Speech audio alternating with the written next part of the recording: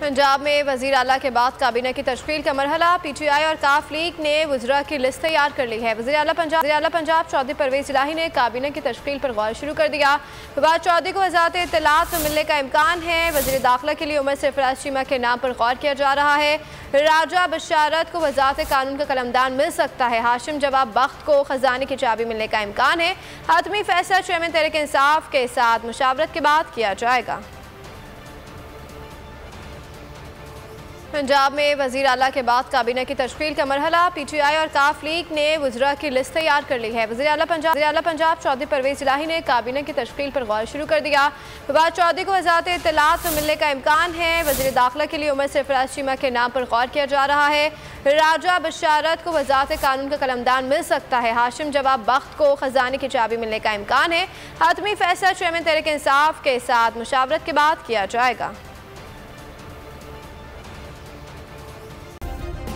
Subscribe करें और bell दबाएं ताकि कोई खबर रह न जाए।